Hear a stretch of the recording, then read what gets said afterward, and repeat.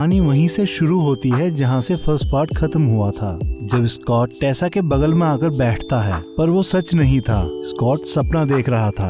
इधर टेसा के जॉब का पहला दिन होता है। वो ऑफिस जाते हुए स्कॉट का इंस्टा चेक करती है। ऑफिस पहुंचकर टेसा जल्दी से लिफ्ट में जाने के लिए भागती है, पर वो बंद हो जाती है। तभी वो गाली देती है, पर लिफ्ट के अंदर ट्रेवर लिफ्ट को खोल देता है। वो टेसा से पूछता है, तुमने मुझको गाली दी? टेसा कहती है, नहीं तो। फिर टेसा उससे सॉरी बोलती है और कहती है, आज मेरा फर्स्ट डे है, तो मैं बस टाइम से पहुंचना चाहती थी। इधर ऑफिस में उसको किम्बली मिलती है। वो उसको बॉस से मिलवाने के लिए जैसे ही जाती है, पर बॉस का मूड देखकर उसको बाद में मिलने की सलाह देती है। फिर वो टेसा को उसका केबिन दिखाती है, जो पूरी तरह से सामान से भरा हुआ था। टेसा अपने केबिन को साफ करके अच्छे से लगा लेती है और काम करते करते वहीं सो जाती है। अब सुबह जब वो उठती है तो अपने सामने अपने बॉस को बैठा हुआ देखकर घबरा जाती है और टाइम देखकर उससे कहती है, क्या मुझको नौकरी से निकाल दिया गया है? उसका बॉस उससे पूछता है, क्या तुमने एक ही रात में 3 किताब पढ़कर उन पर अपना रिव्यू भी लिख दिया? टेसा कहती है, हाँ। वो टेसा को अपने साथ नीचे अपनी वैन में ले जाता है, जहाँ पहले से ट्रेवर और किम्बरली होती है। टेसा पूछती है, हम कहाँ जा रहे हैं? तो बॉस बताता है, हम अपने पब्लिकेशन हाउस के लिए फंड राइज करने के लिए एक कॉन्फ्रेंस में जा रहे हैं। होटल पहुंचकर उनका बॉस किम्बरली से टेसा के लिए शॉपिंग करने के लिए बोलता है। शॉपिंग के बाद होटल रूम में आकर किम्बरली टेसा को बताती है कि वो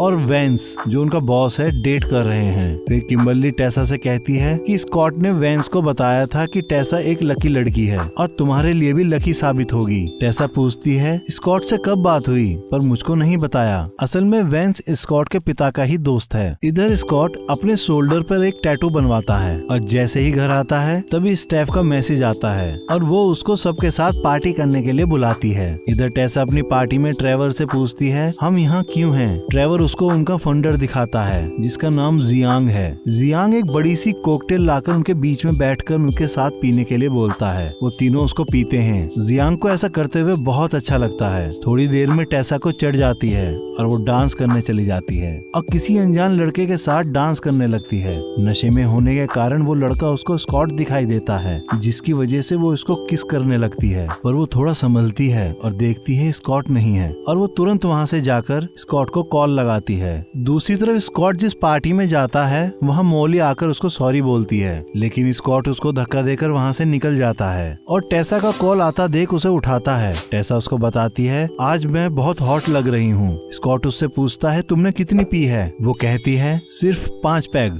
अभी और भी पीने वाली हूँ। स्कॉट परेशान होकर उससे पूछता है कि तुम किसके साथ हो? टेसा पूछती है, तुमने मुझे कॉल क्यों नहीं किया? स्कॉट कहता है, मैंने 100 बार तुमको मैसेज किए, पर तुमने एक का भी जवाब नहीं दिया। टेसा कहती है, तुमसे बात करके अच्छा लगा स्कॉट, और कॉल कट कर देती है। फिर ट्रेवर के साथ होटल रूम में आ जाती है और बात करते करते ट्रेवर के कपड़ों पर ड्रिंक गिरा देती है। फिर वो ट्रेवर के कपड़े उतरवाकर उनको साफ करने लगती है। इतने में स्कॉट होटल रूम के बाहर आ जाता है। टेसा दरवाजा खोलती है। स्कॉट वहाँ स्पेक्स देखकर बाथरूम का दरवाजे पर लात मारकर खोलता है, तो ट्रेवर को सिर्फ अंडरवेयर में देखकर गुस्सा हो जाता है। ट्रेवर तुरंत वहाँ से भाग जाता है। अब दोनों बहुत लड़ते हैं। लड़ते लड़ते दोनों का मूवमेंट बन जाता है और दोनों पागलों के जैसे बिना रुके एक दूसरे को प्यार करते करते अपनी सुध-बुध खो देते हैं। अगली सुबह टेसा किम्बरली के कॉल से उठती है। वो उसको 5 मिनट में नीचे आने को कहती है और स्कॉट से कहती है कि रात में मैं नशे में थी, मैंने तुमको कॉल किया, तुम यहाँ आए और मुझको नहीं पता था कि मैं क्या कर रही हूँ। और फिर वो उस अनजान आदमी को किस करने वाली बात बताती है। स्कॉट पूछता है, कौन सा आदमी? टेसा उसको अब कुछ नहीं बताती। वो जल्दी से वहाँ से निकलने लगती है और कहती है, यहाँ कोई तुम्हारी टेसा नहीं है। तभी स्कॉट गुस्से में कहता है, जब तुम उस अनजान आदमी को किस कर रही थी तो मैं मॉली के साथ सो रहा था। टेसा उसकी बात सुनकर उसको गुस्से से बन मारकर नीचे चली जाती है। नीचे ट्रेवर मिलता है।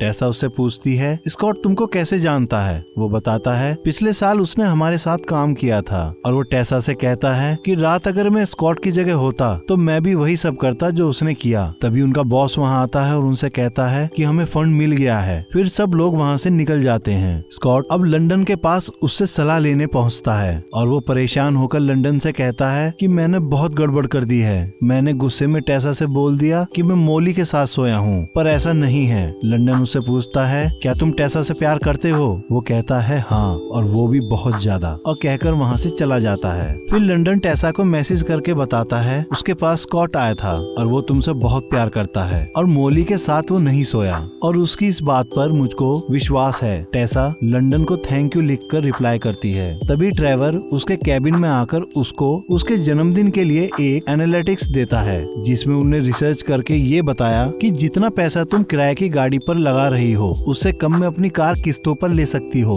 तो मैंने एक कार डीलर से बात कर ली है, तुमको कोई डाउन पेमेंट नहीं करनी, बस हर महीने $150 देने हैं। टेसा ये बात सुनकर इतनी खुश हो जाती है, वो उसको गले लगाकर किस कर लेती है और अपनी इस हरकत से खुद सहम जाती है। अब वो अपनी कार से सीधा उस घर में जाती है जहाँ वो स्कॉट के साथ लिव इन में रह रही थी। वो देखती है पूरा घर बिखरा हुआ है। वो बेडरूम में जाकर बेड पर बैठकर स्कॉट की टी शर्ट सूंघती है। उसको स्कॉट के साथ बिताए पल याद आ जाते हैं। वो इमोशनल होकर रो पड़ती है और फिर पूरे घर को साफ करके सब कुछ अच्छे से लगा देती है। इतने में स्कॉट अपनी मॉम के साथ घर पहुंचता है। दोनों उसको देखकर चौंक जाते हैं। उसकी मॉम टेसा को देखकर उसको गले लगाती है। स्कॉट उसके वहाँ आने का कारण पूछता है। टेसा कहती है मैं अपना बचा हुआ सामान लेने आई थी और उससे कहती है कि तुमको तो यहाँ नहीं होना चाहिए था। स्कॉट कहता है कि मैं तुम्हारे बिना नहीं जाना चाहता। टेसा पूछती है कि तुमने अपनी मॉम को क्यों नहीं बताया हमारे ब्रेकअप के बारे में। स्कॉट कहता है मैं उनका दिल नहीं तोड़ना चाहता था, लेकिन तुम चाहो तो बता दो। पर टेसा कहती है उनका दिल रखने के लिए मैं गर्लफ्रेंड बॉयफ्रेंड का नाटक करने के लिए तैयार हूँ। स्कॉट उसकी बात सुनकर खुश हो जाता है और उसको याद आता है कि आज टेसा का बर्थडे है। वो और उसकी मॉम उसको विश करती हैं और उसकी मॉम टेसा को रात को साथ रुकने के लिए बोलती है। टेसा मान जाती है। स्कॉट की मॉम के सो जाने के बाद स्कॉट उनको चादर उड़ाता है। स्कॉट फिर टेसा के साथ रूम में आकर उससे कहता है कि मैं एक कंबल लेकर नीचे जमीन पर सो जाऊंगा।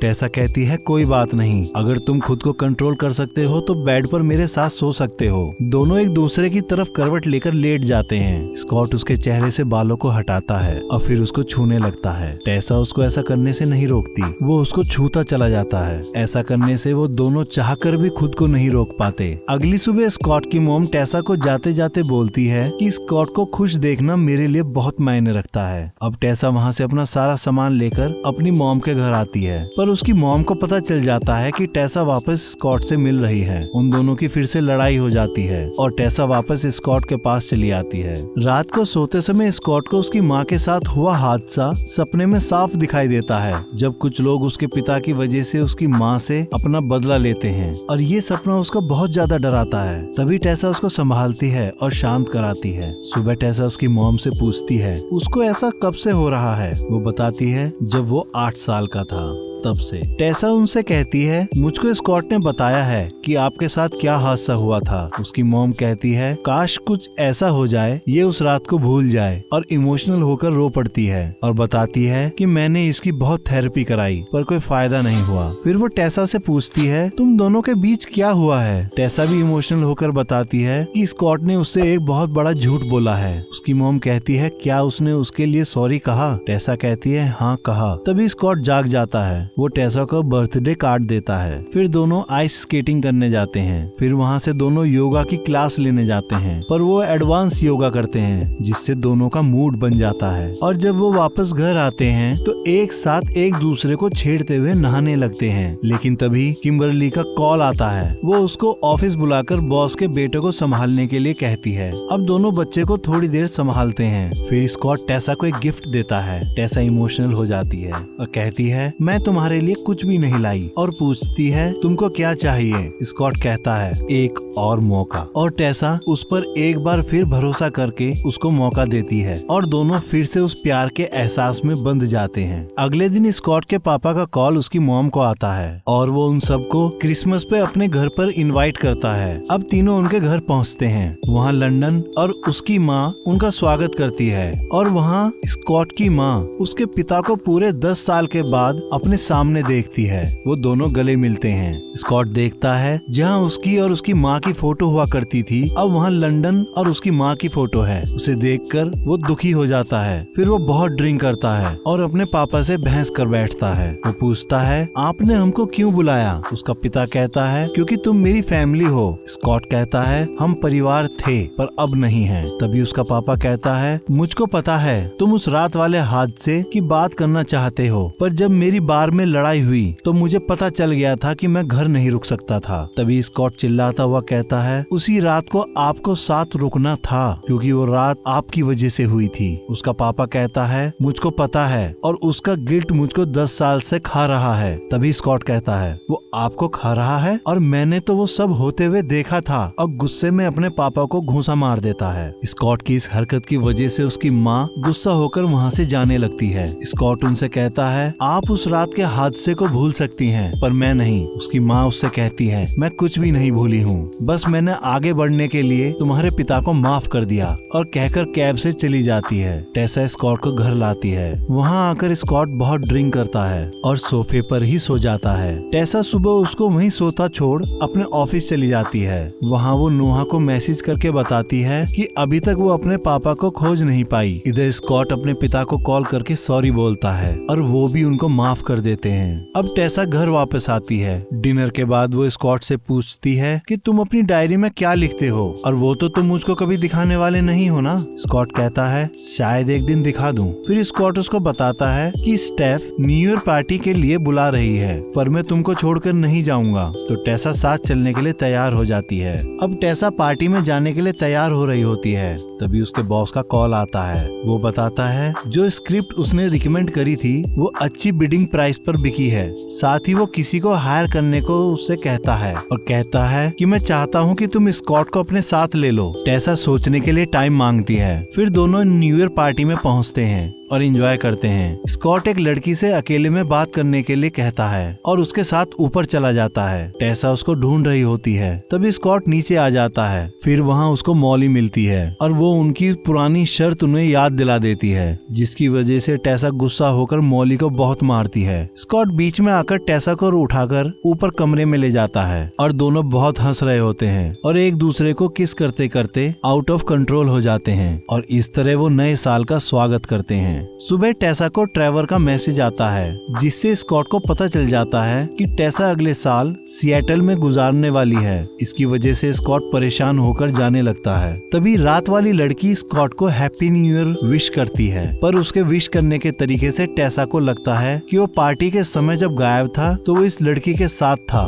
स्कॉट कहता है हाँ वो उसी के साथ था क्योंकि वो अपनी पिछली सारी गलतियों को सुधारना चाहता है। टेसा कहती है ऐसा करने की क्या जरूरत है। स्कॉट उसको समझाता है ये सब मैं तुम्हारे लिए कर रहा हूँ जिससे मैं तुम्हारे काबिल बन सकूँ और ये साबित कर सकूँ कि मैं तुमसे बहुत प्यार करता हूँ। टेसा गुस्से से उससे कहती है कि मुझको तुम पर भरोसा नहीं है। इस बात पर दोनों की बहुत लड़ाई होती है। टेसा अकेली घर आ जाती है और सुबह उठती है, देखती है कि स्कॉट वहाँ नहीं है। वो अपने फोन में मैसेज चेक करती है और देखती है कि रात उसने स्कॉट को काफी मैसेज किए थे पर स्कॉट ने एक भी मैसेज नहीं पढ़ा। स्कॉट असल में वही पार्टी वाले घर के बाहर ही सो गया था। वो सुबह उठकर अपने मोबाइल देखता है, उसकी बैटरी डिस्चार्ज हो गई थी। वो रात वाली लड़की से चार्जर पूछता है तो बताती है कि उसकी कार में है। इधर टेसा स्कॉट को लगातार कॉल कर रही थी। स्कॉट अपने मोबाइल ऑन करता है। वो देखता है टेसा ने रात भर काफी मैसेज किए थे। वो तुरंत उसको कॉल करता है लेकिन टेसा अपने फोन तक नहीं पहुंच पाती और उसको उठाने के चक्कर में उसका कार एक्सीडेंट हो जाता है। स्कॉट रास्ते में उसकी कार का एक्सीडेंट हुआ देख लेता है और टेसा को एम्बुलेंस में ले जाते देख अपनी कार से उतरकर टेसा का नाम चिल्लाता हुआ एम्बुलेंस के पीछे भागता है। पर उसको ये नहीं पता चलता कि वो किस हॉस्पिटल में है। वो सभी हॉस्पिटल को कॉल करके पूछता है पर उसको कुछ पता नहीं चलता। तभी लंदन उसके घर आकर उससे लड़ पड़ता है और लंदन से पूछता है कि वो कहाँ है। लंदन उसको गुस्से में कुछ नहीं बताता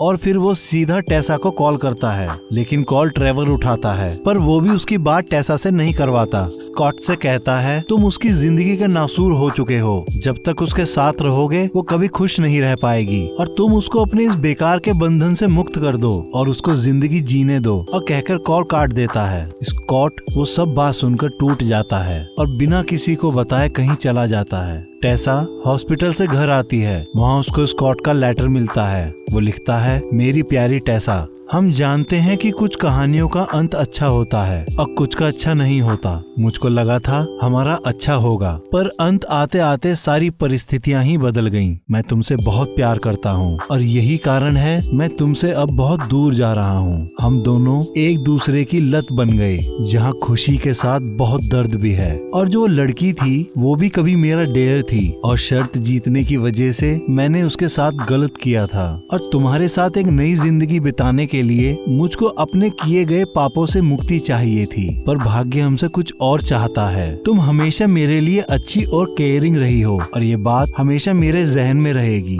मुझको पता है हमारा अलग होना शुरू में हमको बहुत दर्द देगा, पर कुछ समय के बाद जब तुम जागोगी तो तुम्हारा सारा दर्द तुमको हमेशा के लिए छोड़ देगा। और नीचे गुड बाय टेसा लिखता है। टेसा वो सब पढ़कर बहुत इमोशनल हो जाती है। इधर स्कॉट अपना फोन तोड़ देता है। टेसा उसको बहुत कॉल करती है, पर बात ना हो पाने के कारण टेसा बहुत रोती है। स्कॉट के अब रात वाले सपने में उसकी माँ की जगह टेसा दिखाई देती है। वो डर जाता है और वो सबसे पहले शराब छोड़ देता है। स्कॉट की माँ उसको बताती है कि वो माइक को डेट कर रही है। स्कॉट सरप्राइज होता है। फिर उसकी माँ बताती है, क्या तुम सियाटल जा रहे हो, पर जाने से पहले संडे को पार्टी कर रहे हैं, टेसा भी आएगी। स्कॉट पूछता है, आपको कैसे पता? वो बताती है, मेरी बात टेसा से होती रहती है। और स्कॉट से कहती है, लड़ाइयाँ तो होती रहती हैं, पर तुमको जाना चाहिए। इधर पार्टी में वेंस अपने बेटे के हाथों से किम्बरली को शादी के लिए रिंग प्रपोज करता है। टेसा को वहाँ स्कॉट दिखाई देता है। उसको देखते ही टेसा के हाथों से गिलास गिर जाता है। दोनों के दिलों की धड़कन बढ़ जाती है। वो टेसा के पास भाग कर आता है। उसको लगता है वो चली गई, पर वो पीछे से आकर बोलती है, तुम अब कभी भी मुझको छोड़कर नहीं जाने वाले हो ना? स्कॉट कहता है, मैं कोशिश करूंगा। टेसा उसके लिए कार का दरवाजा खोलती है और दोनों उसमें बैठकर सियाटल निकल जाते हैं। फिर स्कॉट एक टैटू बनवाता है कि मैं आज के बाद कभी तुमसे अलग नहीं होऊंगा। और वो टैटू बनवा कर जैसे ही शॉप से बाहर निकलते हैं, तभी एक आदमी उनके पीछे आकर टेसा का नाम बोलता है। स्कॉट उसको चोर समझकर पकड़ लेता है, लेकिन टेसा उसको पहचान लेती है। वो टेसा का पिता होता है और कहानी